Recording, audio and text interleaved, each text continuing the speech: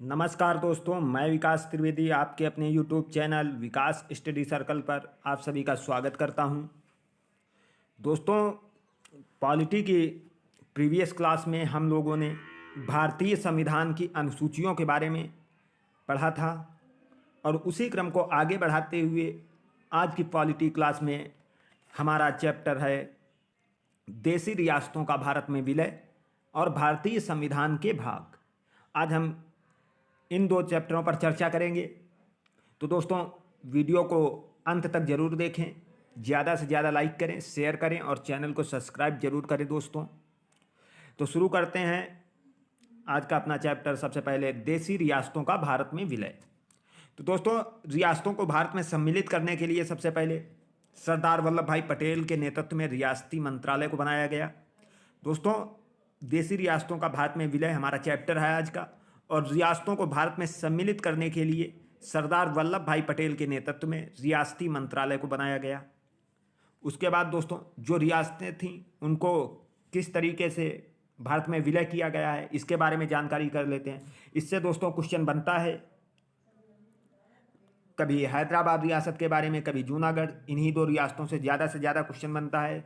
तो दोस्तों, जूनागढ़ रियासत को जनमत संग्रह के आधार पर याद कर लेना कि जूनागढ़ रियासत को भारत में विलय कैसे किया गया।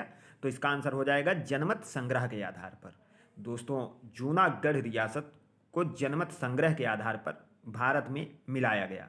उसके बाद हैदराबाद रियासत को कैसे मिलाया गया? पुलिस कार्रवाई के आधार पर। पुलिस कार्रवाई के आधार पर हैदराबाद रियासत को भारत में मिलाया गया। और उसके बाद जम्मू कश्मीर रियासत को विलय पत्र पर हस्ताक्षर करके।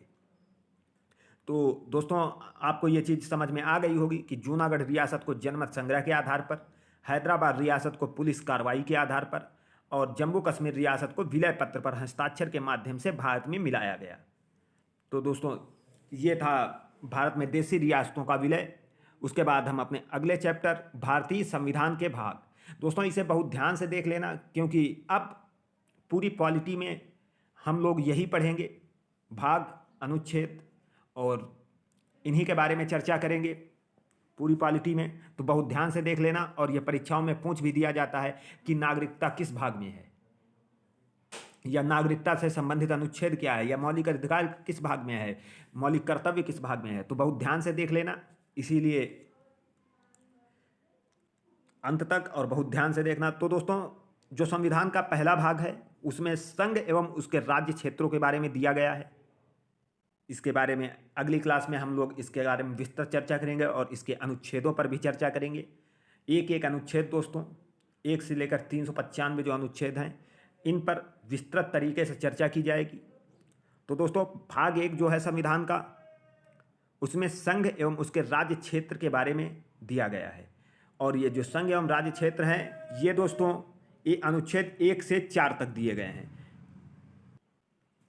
उसके बाद दोस्तों, दूसरा भाग हमारा नागरिकता। नागरिकता संविधान के दूसरे भाग में है। संविधान के दूसरे भाग में नागरिकता दी हुई है। और नागरिकता से संबंधित अनुच्छेद की अगर हम बात करें तो 5 से 11, अनुच्छेद 5 से 11 में नागरिकता से संबंधित प्रावधान दिए गए हैं। उसके बाद भाग 3 में मौलिक अधिकार, भाग 3 में मौलिक अधिकार के बारे में बताया गया है। और मौलिक अधिकार हमारे अगर अनुच्छेद की बात करें तो 12 से 35, दोस्तों 12 से 35 में मौलिक अधिकार दिए गए हैं। और मौलिक अधिकार भारतीय संविधान में भाग 3 में दिए गए हैं। तो ये भाग दिए हुए हैं दोस्तों, और किस भाग में क्या है, तो भाग 3 में मौलिक अधिकार हैं और जो अनुच्छेद 12 से 35 तक हैं। दोस्तों, इनसे क्वेश्चन बनते हैं बहुत ज़्यादा। उसके बाद दोस्तों, भाग 4 जो है उसमें नीति निर्देशक तत्व यानी DPSP। और दोस्तों, एक चीज़ आपको बता दें, मौलिक अधिकार जो हैं, हमने जब विदेशी स्रोत पढ़े थे तो आप लोग बताइएगा कि मौलिक अधिकार किस संविधान से लिए गए हैं, किसके संविधान से लिए गए हैं। तो ये मौलिक अधिकार जो हैं वो अमेरिका के संविधान से लिए गए हैं। अगर हम नीति निर्देशक तत्व की बात करें, DPSP, इसे DPSP भी कहते हैं, तो ये DPSP जो है दोस्तों वो आयरलैंड के संविधान से लिए गए हैं। और दोस्तों, नीति निर्देशक तत्व जो हैं भाग 4 में हैं और अनुच्छेद 36 से 51 तक, अनुच्छेद 36 से 51 तक इनका उल्लेख किया गया है। उसके बाद दोस्तों, संविधान का भाग 4 का, संविधान का जो भाग 4 का है उसमें मौलिक कर्तव्यों के बारे में बताया गया है। और दोस्तों, ये मौलिक कर्तव्य जो हैं वो रूस के संविधान से लिए गए हैं। दोस्तों मौलिक कर्तव्य रूस के संविधान से लिए गए हैं और ये अगर अनुच्छेद की बात करें तो 51 का में वर्णित हैं। और दोस्तों ये 42वें संविधान संशोधन 1976 के द्वारा जोड़े गए थे हमारे संविधान में, इसीलिए इन्हें 4 का और 51 का में रखा गया है। और अगर वर्तमान में मौलिक कर्तव्यों की बात की जाए तो 11 हैं। मूल संविधान में इनकी संख्या 0 थी। और ये दोस्तों स्वर्ण सिंह समिति की सिफारिश पर स्वर्ण सिंह समिति की सिफारिश पर संविधान में शामिल किए गए थे। तो भाग 4 में नीति निर्देशक तत्व और भाग 4 का में मूल कर्तव्य हैं। दोस्तों ये चीज़ बहुत अच्छे से याद रखना, ये 3 जो हमारे हैं मूल अधिकार, नीति निर्देशक तत्व और मूल कर्तव्य, ये बहुत ही इंपॉर्टेंट हैं। तो मौलिक अधिकार 12 से 35, डीपीएसपी 36 से 51 और मूल कर्तव्य 51 का में। दोस्तों उसके बाद भाग 5 में संघ के बारे में 52 से 151 तक अनुच्छेद वर्णित हैं। भाग 5 में संघ के बारे में 52 से 151 तक अनुच्छेद वर्णित हैं। उसके बाद दोस्तों राज्य, भाग 6 जो है राज्य, बहुत ध्यान से दोस्तों देखना, आपको बता दें भाग 1 में संघ एवं उसके राज्य क्षेत्र हैं, भाग 2 में नागरिकता, भाग 3 में मौलिक अधिकार, भाग 4 में डीपीएसपी यानी नीति निर्देशक तत्व और भाग 4 का में मूल कर्तव्य हैं दोस्तों। और भाग 5 उसके बाद संघ आ जाता है दोस्तों। भाग 5 में संघ है जो 52 से 151 तक है दोस्तों। भाग 5 संघ है और जो 52 से 151 तक है। उसके बाद दोस्तों भाग 6 जो है संघ के बाद राज्य की बारी आती है दोस्तों। तो भाग 6 में राज्य दिया हुआ है और जो 152 से 237 तक है। और दोस्तों संविधान का जो भाग 7 है वो निर्सित है, ये निर्सित है। तो भाग 8 की बात करते हैं, इसमें संघ राज्य क्षेत्र के बारे में बताया गया है दोस्तों। भाग 8 जो है वो संघ राज्य क्षेत्र के बारे में बताया गया और इसका उल्लेख 239 से 242, अनुच्छेद 239 से अनुच्छेद 242। उसके बाद दोस्तों भाग 9 में पंचायतों से संबंधित प्रावधान दिए गए हैं। और अगर अनुच्छेद की बात करें भाग 9 में पंचायतों का उल्लेख 243 से 243 का से डा तक है। उसके बाद दोस्तों भाग 9 का में नगर पालिकाओं से संबंधित प्रावधान है भाग 9 का में, और इनका उल्लेख अनुच्छेद में 243 ता से 243 यच तक है। उसके बाद दोस्तों 9 खा में सहकारी समितियां हैं जिनका उल्लेख 243 यच से 243 एन तक है। उसके बाद दोस्तों अनुच्छेद जो भाग संविधान का भाग 10 है उसमें अनुसूचित और जनजाति क्षेत्र के बारे में उल्लेख किया गया है और इनका उल्लेख संविधान में अनुच्छेद 244 से 244 का तक है दोस्तों। उसके बाद भाग 11, आपने एक चीज़ पढ़ी है कि भाग 5 में संघ के बारे में दिया गया है और भाग 6 में राज्य। दोस्तों अगर 5 और 6 को हम जोड़ दें तो क्या हो जाता है 11, और इधर संघ और राज्य को जोड़ देंगे तो क्या हो जाएगा, यानी भाग 11 में संघ और राज्य के बीच संबंध दिया गया हुआ है। तो दोस्तों ये चीज़ आपको बहुत अच्छे से समझ आ गई होगी कि भाग 5 में संघ और 6 में राज्य।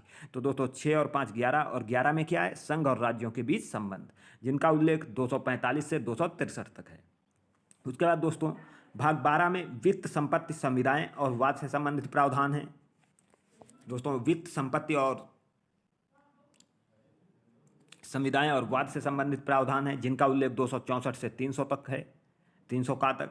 उसके बाद दोस्तों अगला भाग है भाग 13, भारत के राज्य क्षेत्र के भीतर व्यापार वाणिज्य एवं समागम का उल्लेख किया गया है और 301 से 307 तक अनुच्छेद इसमें वर्णित हैं। उसके बाद दोस्तों भाग 14 जो है हमारा, भाग 14 संघ एवं राज्यों के बीच अधीन सेवाएं, 308 से 323 तक विस्तृत है ये। उसके बाद अगर हम बात करें तो दोस्तों भाग 14 संविधान का जो भाग 14 है उसमें संघ एवं राज्यों के अधीन सेवाएं हैं और 308 से 323 तक हैं। और उसके बाद भाग 14 का की बात करें तो इसमें अधिकरण के बारे में बताया गया है, अधिकरण से संबंधित उपबंध हैं जो 323 का से और 323 खा तक उल्लिखित हैं। उसके बाद दोस्तों ये जो भाग 15 है इसमें निर्वाचन के बारे में उल्लेख किया गया है। भाग 15 में निर्वाचन से संबंधित प्रावधान है और इनका अगर अनुच्छेद की बात करें तो 324 से 329 दोस्तों सभी अनुच्छेदों पर हम विस्तृत चर्चा करेंगे, बहुत समझते हुए बहुत आराम से पढ़ेंगे। तो उसके बाद दोस्तों भाग 16 जो है वो कुछ वर्गों के संबंध में विषय उपबंध हैं जो 330 से 342 तक वर्णित हैं। उसके बाद दोस्तों भाग 17 राजभाषा 343 से 351 तक है। दोस्तों राजभाषा के बारे में हमने थोड़ी सी चर्चा हिंदी दिवस के अवसर पर की थी। तो राष्ट्रीय हिंदी दिवस जो दोस्तों 14 सितंबर को मनाया गया। तो भाग 17 जो है उसमें राजभाषा से संबंधित प्रावधान है। और अगर अनुच्छेद की बात करें तो दोस्तों इसमें 343 से 351 अनुच्छेदों के बीच राजभाषा का उल्लेख किया गया है।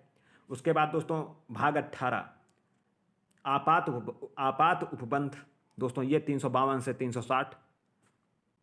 उसके बाद दोस्तों भाग 19 जो है इसमें प्रकीर्ण है और 361 से 367 तक इनका उल्लेख है। उसके बाद 20वां भाग हमारा है संविधान का, संविधान संशोधन, जो 368 में उल्लिखित है। दोस्तों संविधान संशोधन जो है वो 368 के संविधान में उल्लिखित है। उसके बाद भाग जो 21 है इसका दोस्तों अस्थायी संक्रमणकालीन और विशेष उपबंध, अस्थायी संक्रमणकालीन और विशेष उपबंध 369 से 392 अनुच्छेद में वर्णित है। उसके बाद दोस्तों अगर 22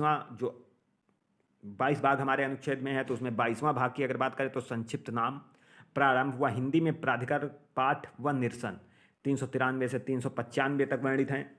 तो दोस्तों इनमें से अगर बहुत ही ज़्यादा परीक्षाओं में जो पूछे जाते हैं उन भागों को आपको हम एक बार बता देते हैं।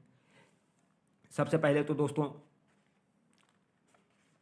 सबसे इम्पॉर्टेंट है सबसे पहले ही कि भाग 1 में क्या है, इसके बारे में आपको बहुत अच्छे से याद रखना है कि संघ एवं राज्य क्षेत्र सबसे इम्पॉर्टेंट है। उसके बाद भाग 2 नागरिकता भी, और भाग 3 दोस्तों मौलिक अधिकार भाग 3 में है जो संयुक्त राज्य अमेरिका के संविधान से लिया गया। भाग 4 दोस्तों नीति निर्देशक तत्व आयरलैंड के संविधान से लिया गया। उसके बाद दोस्तों मूल कर्तव्य बहुत इम्पॉर्टेंट है, ये भी दोस्तों ये भाग 6 तक लगातार बहुत इम्पॉर्टेंट हैं दोस्तों।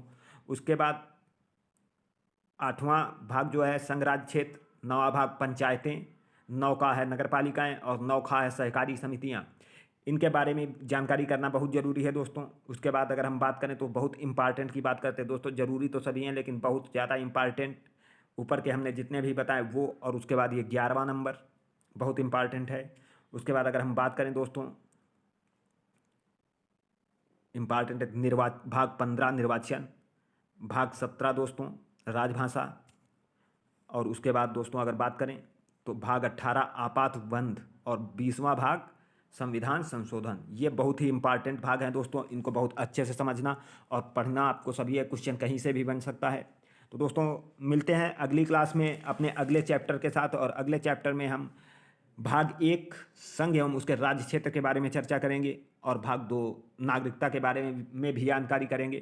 क्योंकि दोस्तों पीईटी का एग्ज़ाम बहुत जल्दी ही है, 15-16 अक्टूबर को होने वाला है, तो उसको ध्यान में रखते हुए उसके पहले ही सिलेबस पूरा करना है। तो कल की क्लास में हम लोग संघ एवं उसके राज्य क्षेत्र के बारे में और नागरिकता से संबंधित प्रावधान पढ़ेंगे।